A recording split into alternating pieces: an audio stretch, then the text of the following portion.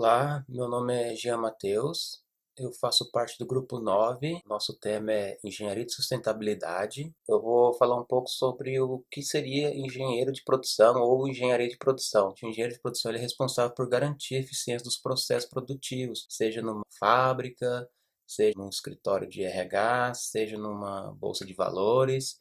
Ele tem que garantir esse processo. Além de manter os baixos custos de produção, toda empresa que possui uma linha de produção necessita desse profissional, porque ele é capaz de dimensionar, de gerenciar os processos produtivos. O engenheiro de produção alia o conhecimento teórico, pode ser jogado isso para gestão de pessoas, administração, economia também. O engenheiro de produção ele pode atuar no desenvolvimento organizacional de uma empresa, analisando, definindo toda a estrutura da organização.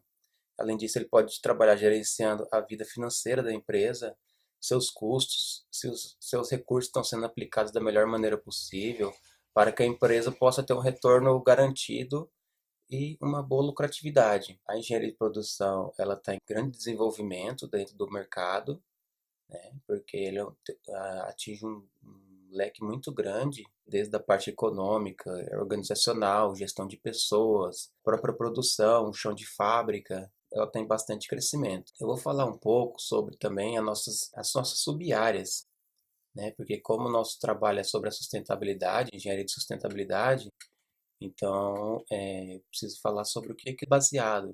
Refere-se basicamente à utilização eficiente dos nossos recursos, seja ele finito ou infinitos, né? Não é porque é infinitos que a gente pode usar de qualquer maneira.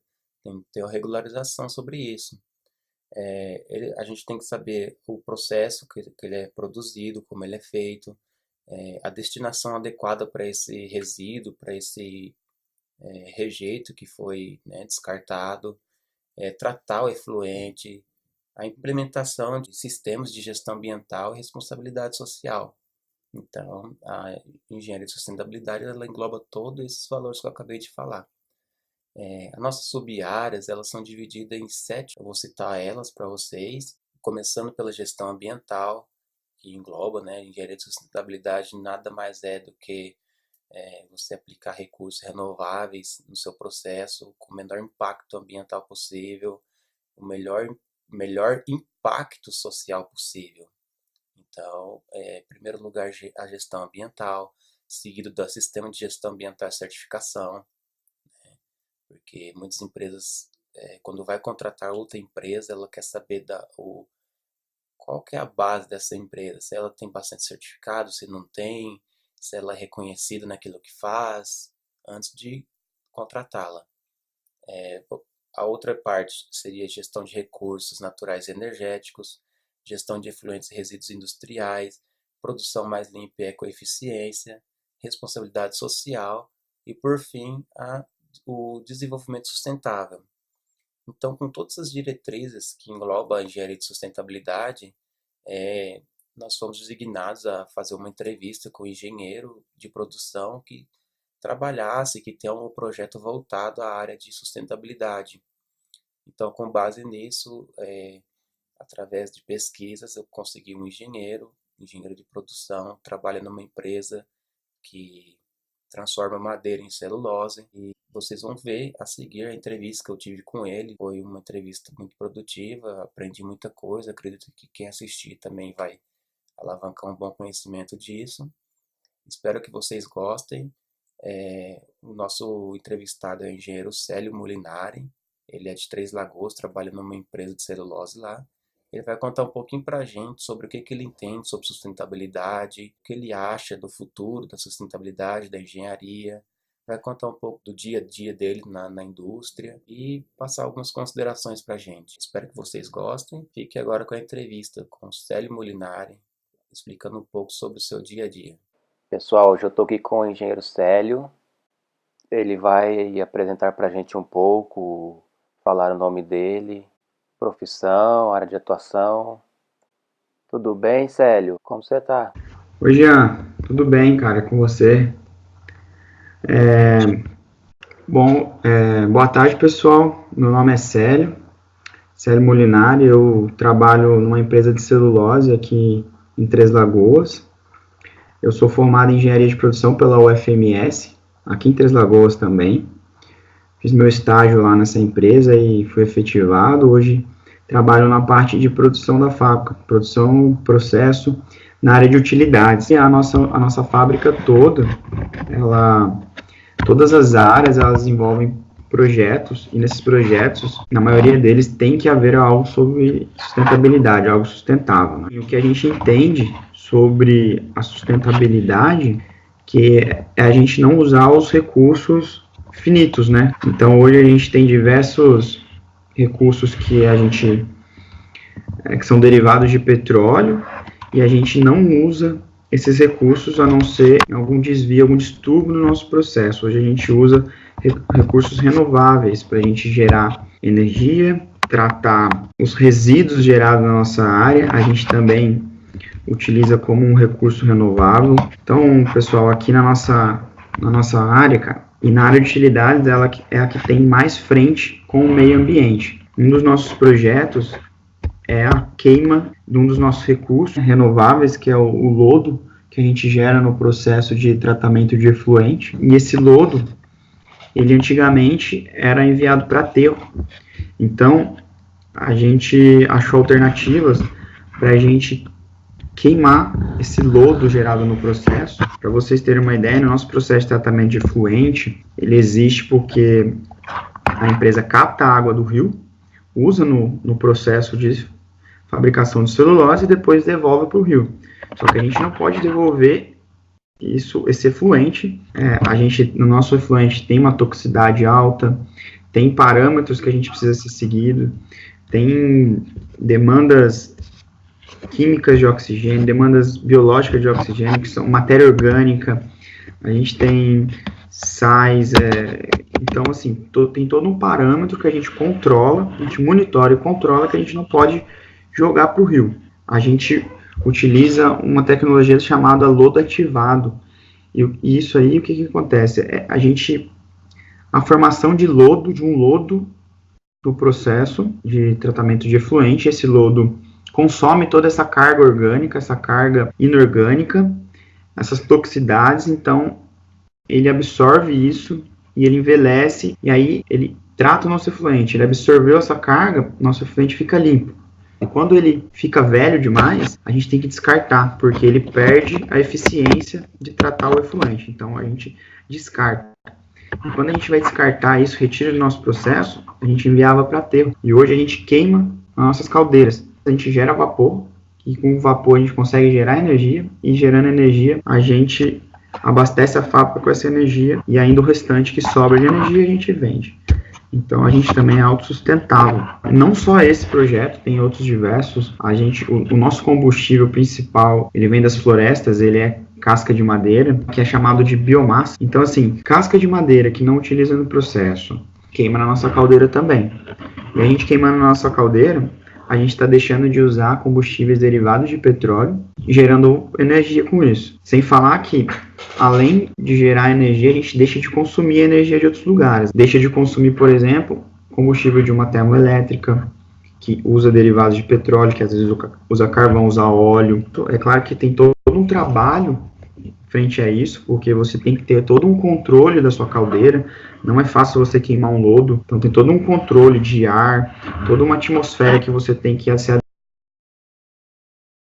possam ir para a atmosfera. A gente tem equipamento chamado precipitador eletrostático, que eles captam cinzas das nossas caldeiras e faz com que essas cinzas não vão para a atmosfera. A gente reutiliza isso, na verdade, como corretivo de solo na hora de plantar a madeira lá na floresta. Então, a gente tem alguns parâmetros que a gente segue na fábrica, algumas prioridades, e a primeira delas é segurança, a gente não quer que ninguém se machuque, e depois disso é meio ambiente. Depois é produção. Aí depois de produção, qualidade do processo e custo do processo. Então, o meio ambiente ele é muito focado. Existe um programa também na empresa de formação de agentes ambientais para disseminar nas áreas todas as práticas, boas práticas e as iniciativas que o setor de meio ambiente está desenvolvendo, né? Isso os nossos colaboradores compram a ideia, então é bem bacana também. Uma parte legal da empresa é que ela também tem pessoas treinadas em vários pontos da cidade, estrategicamente, para poder sentir algum cheiro que a fábrica, por um acaso, emitiu, avisar a gente rapidamente para a gente reparar isso aí. Se precisar reduzir produção, reduz. A gente deixa de ganhar dinheiro, mas a gente prioriza o meio ambiente. Sobre o que você acabou de explicar, né? Sobre a parte da comunidade, né? Em volta de uma empresa que já está situada já distante da cidade, né? Por conta dos riscos, né? Querendo ou não, risco de barulho, risco de vazamento de gás.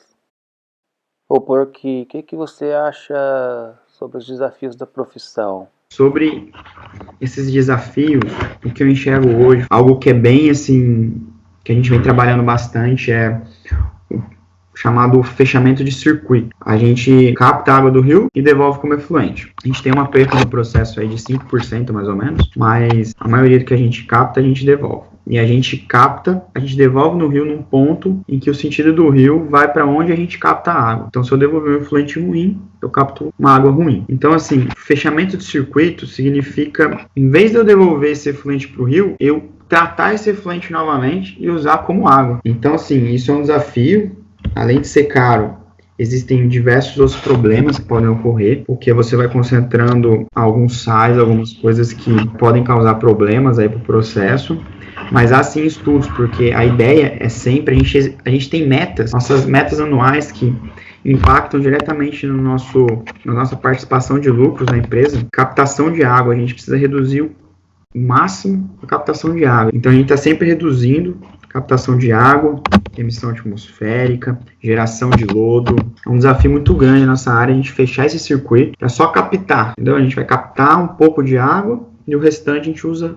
Então assim, a gente é um impacto muito menor ainda no meio ambiente. Olha, a gente tem diversos insumos, mas água sem dúvida. Sem água a gente não usa químico, a gente não cozinha madeira, não gera vapor, não gera energia. A água ela entra nas caldeiras por tubulações e através de troca indireta dentro da fornalha de uma caldeira, que está lá mais ou menos uns 850 graus, ganha energia e transforma em vapor, que vai para as turbinas.